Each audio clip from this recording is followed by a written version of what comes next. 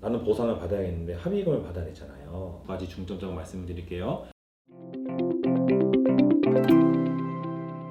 구독자 여러분 반갑습니다. 오늘 얘기하고자 하는 주제는 압박골절, 허리에 금이 갔을 때에 대해서 이걸 보상을 어떻게 받아야 되는지 간략하게 말씀을 드려보겠습니다. 우선 압박골절이 뭐냐면요, 그 얘기부터 먼저 드릴게요. 교통사고는 당연하게도 염자와 같은 경상, 가볍게 다치는 거랑 정말 심하게 다치는 거, 중상, 이렇게 두 개로 나뉘거든요. 근데 그 중상 중에서도 좀 심한 편에 속하는 것이 허리가 골절되는, 즉 압박골절을 말하는 겁니다. 그 압박골절은 뭐냐? 여러분 이렇게 저를 보시면은 목 쪽 경추, 그다음에 이렇게 가슴 쪽 흉추, 그다음에 허리 쪽 요추, 이렇게 척추체가 구분이 되어 있는데요. 이 척추체가 강한 외력을 받아서 짜부러져서 눌려서 골절되는 것이 압박골절입니다. 그러니까 허리가 나간다고 보시면 정확해요. 그러면은 이렇게 다치면 치료는 어떻게 받아요? 치료는 세 가지. 가만히 냅두거나 혹은 시술을 하거나 정말 심한 경우에는 환자가 병원에 실려 오자마자 수술을 하는 경우, 이렇게 크게 세 가지입니다. 첫 번째는 뭐냐면 금은 갔어.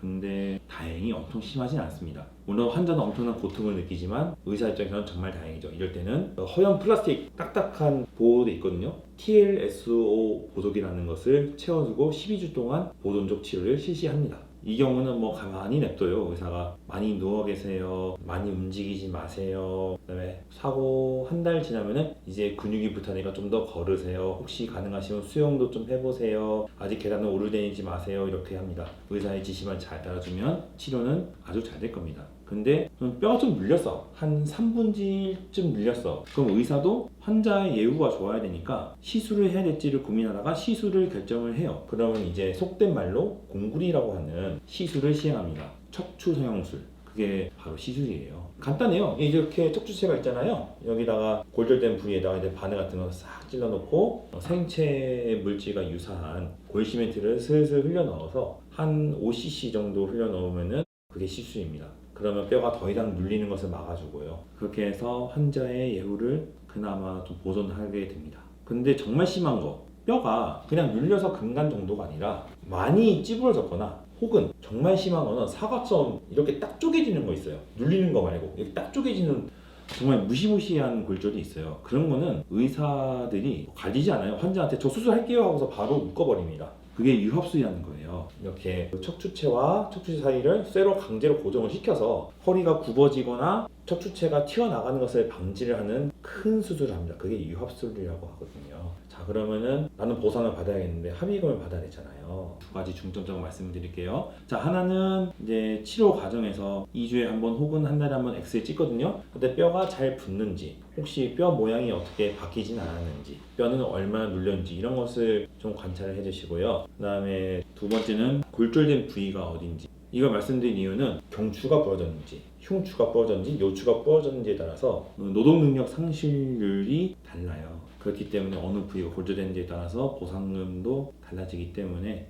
어디가 나간지 이거 잘 살펴봐 주시는 게 좋습니다. 그리고 마지막으로 기왕증이 있는지 살피라고 하거든요. 이건 뭐냐면요, 내가 척추에 병이 원래 있었어. 근데 사고가 좀 크게 나서 부러졌습니다. 그런데 내가 뼈가 약해서 부러진 경우가 있을 수가 있고, 혹은 한 번 부러진 척추가 또 부러지는 경우도 있거든요. 골다공증이라고 해서 뼈가 많이 약해지는 상황이에요. 그러면 충격을 조금만 줘도 부러질 수 있는 경우가 생각보다 제법 있어요. 그래서 보험사에서는 이거는 교통사고와의 인과관계를 좀 따집니다. 쉽게 얘기해서 사고와의 관여율을 따져요. 그래서 보상금을 줄입니다.